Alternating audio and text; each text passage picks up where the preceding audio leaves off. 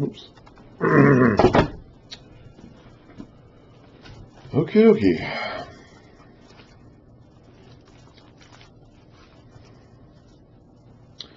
Back to 2 Kings. Jehu still has plenty of unfinished business. He's still got lots more people to kill. 2 Kings chapter 9, verse 30. Then Jehu went to Jezreel. When Jezebel heard about this, so she's in Jezreel, she painted her eyes, arranged her hair, and looked out of a window. So I don't think she's going to seduce Jehu here. She's an old woman at this point. She is trying to maintain appearances, trying to maintain her composure. As Jehu entered the gate, she asked, "Have you come in peace, Zimri, you murderer of your master?" Or, according to the footnote down here, did Zimri have peace who murdered his master? Remember who Zimri was? Zimri was one of the usurpers of a previous line of kings. He took out, let's go back here. He was actually the one who got taken out by Omri, who was Ahab's dad. He replaced the line of Baasha. This is 1 Kings chapter 16, starting in verse 15. In the 27th year of Asa, king of Judah, Zimri reigned in Tirzah 7 days. The army was encamped. Now he had overthrown Elah, son of Bashan, earlier. And we read about that a few verses before. The army was encamped near Gibbethon, a Philistine town. When the Israelites in the camp heard that Zimri had plotted against the king and murdered him, they proclaimed Omri, the commander of the army, king over Israel, that very day there in the camp. Then Omri and all the Israelites with him withdrew from Gibbethon and laid siege to Tirzah. When Zimri saw the city was taken, he went into the citadel of the royal palace and set the palace on fire around him. So he died, because of the sins he had committed, doing evil in the eyes of the Lord, and walking in the ways of Jeroboam, and in the sin he had committed, and had caused Israel to commit. So Zimri was a failed coup. Zimri's coup ultimately was a failed coup. Zimri attempted to take out Elah, king of Israel, who was a son. He did, in fact, he didn't attempt to, he did. He did take out Elah, king of Israel, who was the son of Baasha. But Zimri himself did not get to become, he, I guess, technically was for 7 days, I don't know. But Zimri himself was taken out by Omri, who was the father of Ahab, and therefore the father-in-law of Jezebel. So as Jezebel mentions Zimri, she's comparing Jehu to Zimri, either in an attempt to intimidate Jehu, or maybe the people around him, comparing him to Zimri, whose coup, while successful in killing the previous king, was short-lived, and he himself did not prosper from it. Somebody else did. So she's comparing Jehu to Zimri. So, have you come in peace, Zimri, you murderer of your master? So she knows, she's heard about what's happened, and she knows what he's here to do. He looked up at the window and called out, "Who is on my side? Who?" 2 or 3 eunuchs looked down at him. "Throw her down," Jehu said.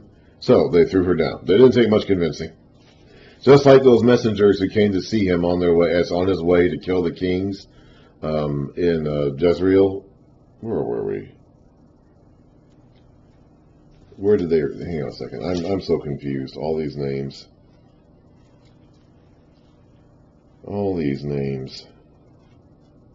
Yeah. Just like those messengers who went out to meet Jehu as he was on his way to kill the kings. They quickly sided with him. These eunuchs quickly side with him too. They're not gonna fight for a losing cause.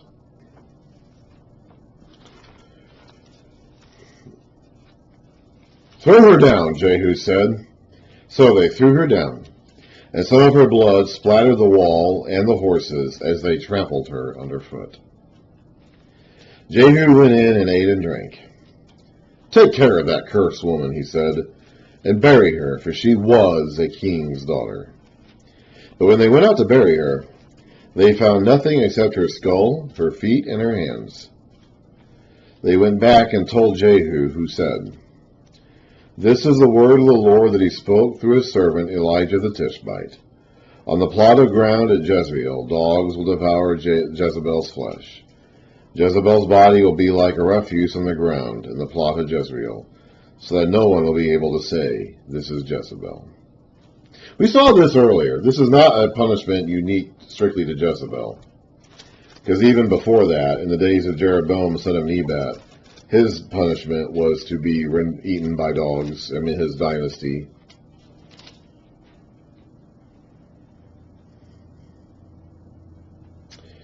First Kings chapter 14, verse 10.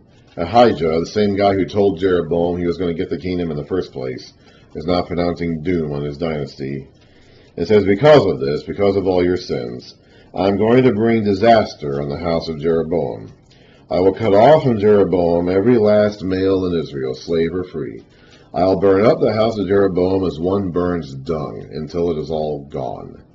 Dogs will eat those belonging to Jeroboam who die in the city, and the birds of the air will feed on those who die in the country.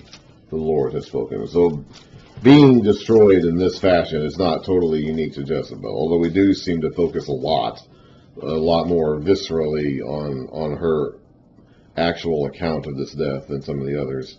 But she's gone, so Jezebel has finally been dealt with. Now, but there are still others. Jehu is not done. Now, there were in Samaria 70 sons of the house of Ahab. That doesn't necessarily mean he had 70 actual sons. It just means that there are a bunch of royal heirs out there that could be threats, could potentially claim the throne and fight Jehu. So Jehu wrote letters, and 70 itself may not be a literal number. That's 70 is 7 times 10. 7 is, of course, a number of perfection, and 10 is a number of fullness, because there are 10 fingers on 2 sets of hands. So it's 7 times 10. So it's basically just a lot, all of them. Like there's a lot of them, and this is all of them, and they're all here in Samaria.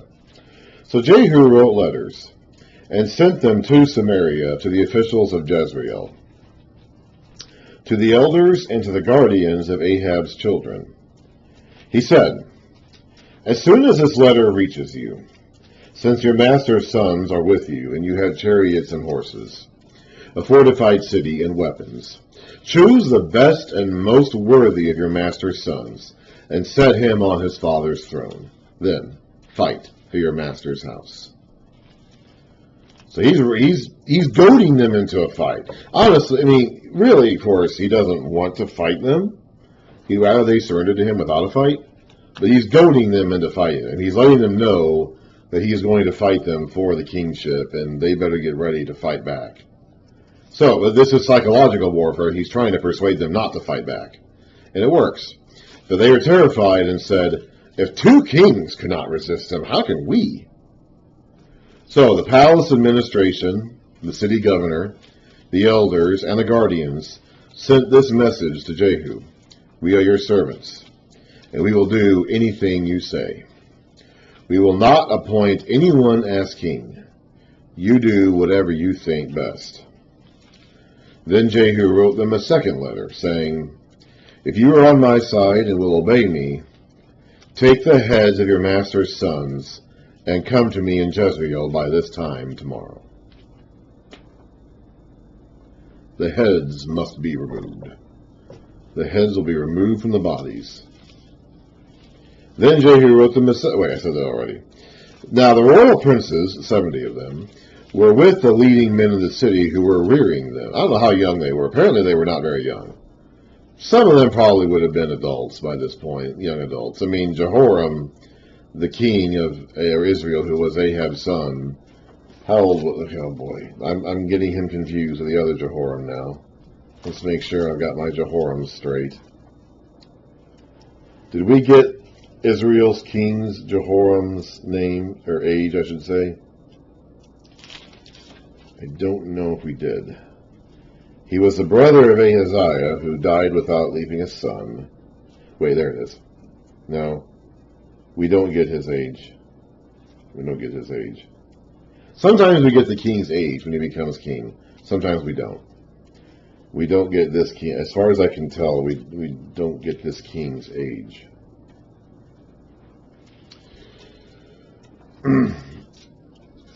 His brother died without having a son. But this would have been 12 years later, so he probably has a son. But they wouldn't have been, other sons his age. He would have been a grown man now, in his 30s, 40s maybe. And there would have been other sons of his age or grandsons. The word son in Israel, in Hebrew, is much more encompassing than our word son.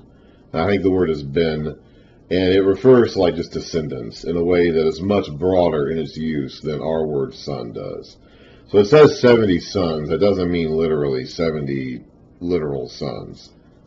That means there are 70 male descendants who could potentially be king. 70 different, or about 70. I'm not even sure if 70 itself is an exact number in this case. But there are 70 males in this city or thereabouts who have a legitimate claim to kingship, and the elders could name any of them as the next king and fight for that king.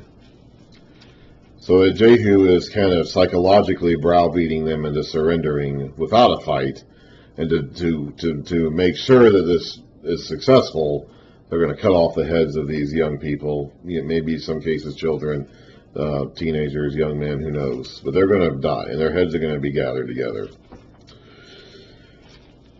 Now, the royal princes, 70 of them, were with the leading men of the city who were rearing them. When the letter arrived, these men took the princes and slaughtered all 70 of them. They put their heads in baskets and sent them to Jehu in Jezreel. When the messenger arrived, he told Jehu, "They have brought the heads of the princes." Then Jehu ordered, "Put them in 2 piles at the entrance to the city gate until morning." Probably one on either side of the gate, I'm assuming. The next morning, 1 pile. So 35 heads in 1 pile, 35 heads in another pile. Lovely. The next morning, Jehu went out. He stood before all the people and said, "You are innocent. It was I who conspired against my master and killed him. But who killed all these?" He didn't kill these young men himself. He just goaded them into doing it. So he made them his ally. He basically made them his accomplices and allies. They have no choice now but to support him. Know then that not a word the Lord has spoken against the house of Ahab will fail. The Lord has done what he promised through his servant Elijah. So up to this point, Jehu has fulfilled his mandate exactly as God has told him to. He is going to go overboard, though, here in a moment. So Jehu killed everyone in Jezreel who remained in the house of Ahab, as well as all his chief men, his close friends, and his priests, leaving him no survivor. Now, God didn't tell him to go that far. He's not explicitly being condemned for it, but he is going above and beyond what God told him to do here. He was told to kill the house of Ahab. He wasn't necessarily told to kill everybody who ever knew Ahab. He wasn't told to do that. Jehu then set out and went toward Samaria. At Beth-Eked of the shepherds, he met some relatives of Ahaziah, king of Judah, and asked, "Who are you?" This is the other king. This is the southern king. Remember, Ahaziah was the son of Athaliah and essentially the grandson of Ahab and Jezebel. So Ahaziah could be considered, he's already dead. He's already killed Ahaziah. So Jehu's target may not be limited to just the northern kingdom, because Ahab's house now extends into the southern kingdom too. Through this intermarriage, Ahab's influence now extends into the royal family of Judah, so that would make the royal family of Judah legitimate targets, and he's already killed Ahaziah. So these are now people who know Ahaziah. These are relatives of his. They could be considered legitimate targets at this point. They said, "We are relatives of Ahaziah, and we have come down to greet the families of the king and of the queen mother." They obviously don't know what's happened. Wrong place, wrong time for these guys. They didn't know what was happening or who this guy was they were talking to. "Take them alive," he ordered. So they took them alive and slaughtered them by the well of Beth-Eked, 42 men. He left no survivor. After he left there, he came upon Jehonadab, son of Rechab, who was on his way to meet him. Jehu greeted him and said, "Are you in accord with me as I am with you?" "I am," Jehonadab answered.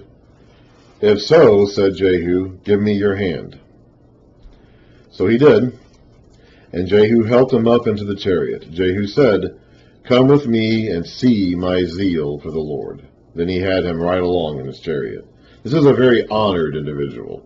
Jeremiah is going to bring this guy up again in days to come. Jeremiah is coming on a couple hundred years later, and he's going to bring up these Rechabites, sons of Jehonadab, and point to them as an example of an exceptionally faithful and dedicated family. So this is a well-known family in Israel who have persisted and continue to persist, well known for their faithfulness, well known for their integrity, and even someone like Jehu wants their approval. Like Jehu shows this guy honor and deference and wants this guy's approval because he respects him that much. So this is not just some random dude.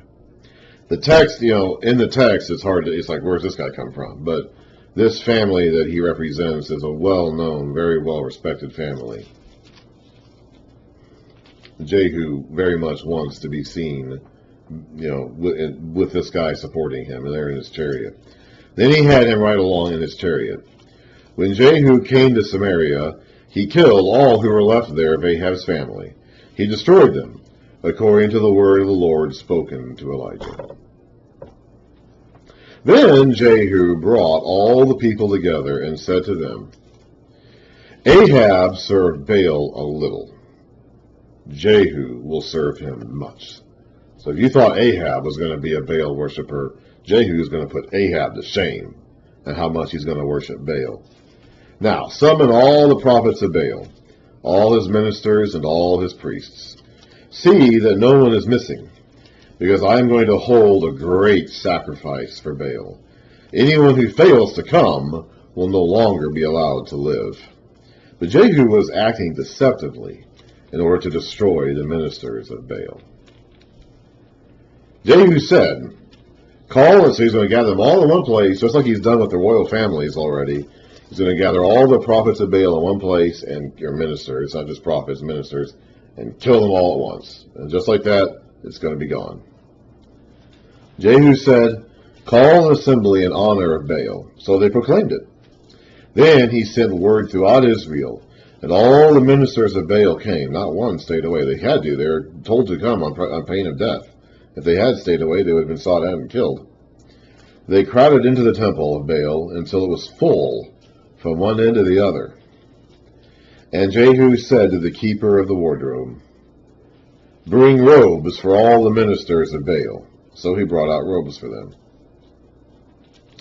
Then Jehu and Jehonadab, son of Rechab, this guy's with him. He's helping him out here. He wants to get rid of these Baal people too. Probably even more than Jehu does, so frankly. Jehu is not doing this because he loves the Lord. We saw his attitude toward the Lord back when he was interacting with the prophet sent there by Elisha to anoint him. I believe he believes in Yahweh. Okay, I think he knows about Elisha and respects Elisha as being someone who speaks for Yahweh, and then this guy who anointed him as being a student of Elisha. But it's pretty clear he doesn't actually care about what Yahweh or Jehovah has to say to him about anything. But Jehovah told him he was going to be king, and the conditions for becoming king are to wipe out the house of Ahab and wipe out the priests of Baal. So he's going to do that. He's going to do that because he wants to be king. He's not going to do that because he wants to actually honor Yahweh. Jehonadab is probably doing this because he wants to honor Jehovah. But Jehu is not. Jehu is doing it to become king and to be entrenched as king. Jehu said to the ministers of Baal, "Look around and see that no servants of the Lord are here with you, only ministers of Baal." So they went in to make sacrifices and burnt offerings. He has to make sure he's only getting the guys he wants to get here. Now, from their point of view, as ministers of Baal, they're probably thinking they're being treated to a banquet, like an honor. Like, this is great. This is what we want. We want to get rid of all the other priests, the Jehovah priest or whatever, and now it's just going to be us. Now Jehu had, but they don't realize they're being set up. Now Jehu had posted 80 men outside with this warning. If one of you lets any of the men I am placing in your hands escape, it will be your life for his life. So there's 80 priests of Baal, or 80 men. So there's 80 men here who are going to murder or kill the priests of Baal. As soon as Jehu had finished making the burnt offering, he ordered the guards and officers, go in and kill them. Let no. See, he went through the offering. He went ahead and went through his part in the ritual, and then he left and sent them in to kill them all. Go in and kill them. Let no one escape. The guards and officers threw their bodies out and then entered the inner shrine of the temple of Baal. They brought the sacred stone out of the temple of Baal and burned it. So I don't know what this is. It was apparently probably some stone altar of Baal or idol of Baal that was probably in their inner room. You know, all these temples had similar designs to each other back in those days. Just like the tabernacle, the temple of Israel had like an inner room where God was supposed to dwell.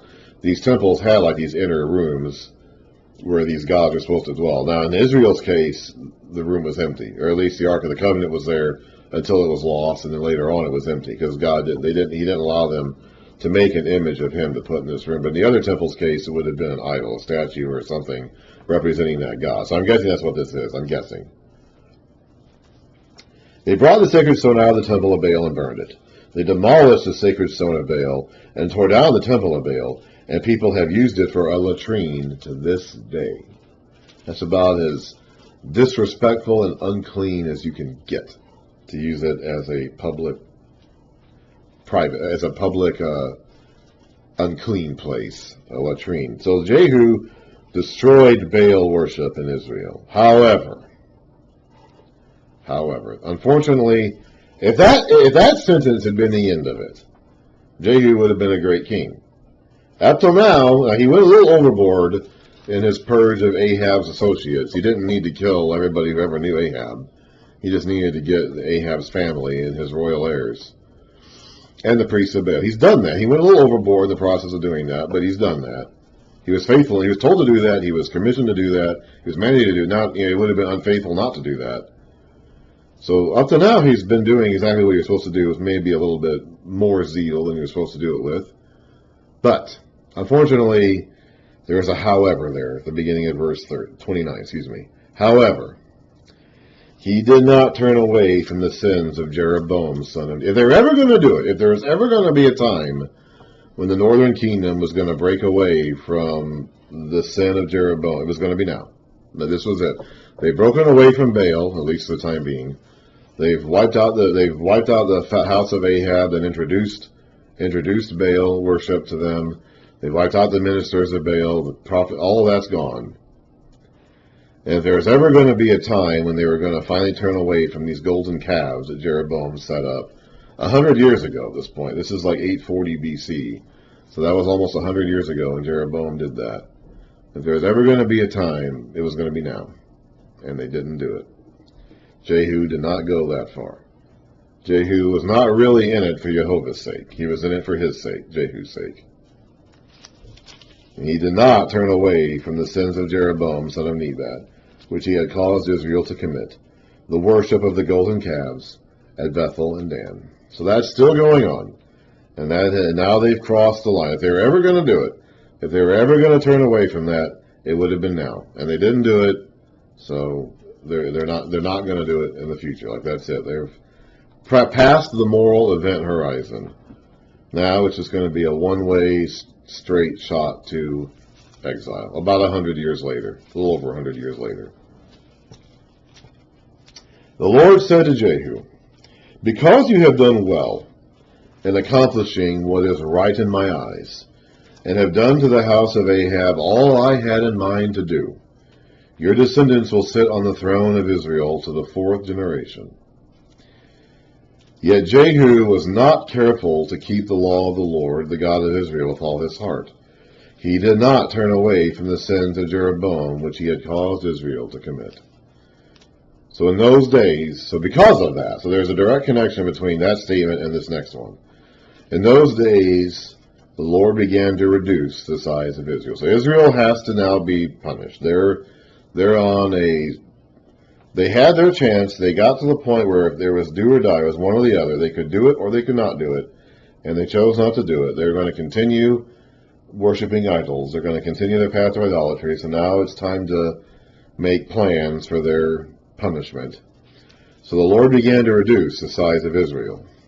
Hazael, remember him, the king of Aram? Remember we mentioned about him before. The guy that Elisha wept over and said, "You're going to cause pain to my people." Hazael overpowered the Israelites throughout their territory, east of the Jordan, in all the land of Gilead, the region of Gad, Reuben, and Manasseh, from Aurora by the Arnon Gorge through Gilead to Bashan. Remember, that was a part of the land that they really weren't promised to begin with. When God... Oh, that's nobody. When God brought them into the land, the part east of the Jordan River was not part of the area that he had originally designated for them. Reuben, Gad, and half of Manasseh settled there with God's permission through Moses. But that was not actually part of the promised land itself. And now that's the first part to go as Israel is being pruned away or dismembered. As for the other events of Jehu's reign and all he did and all his achievements, are they not written in the book of the annals of the kings of Israel? Jehu rested with his fathers and was buried in Samaria. And Jehoahaz, his son, succeeded him as king. The time that Jehu reigned over Israel in Samaria was 28 years.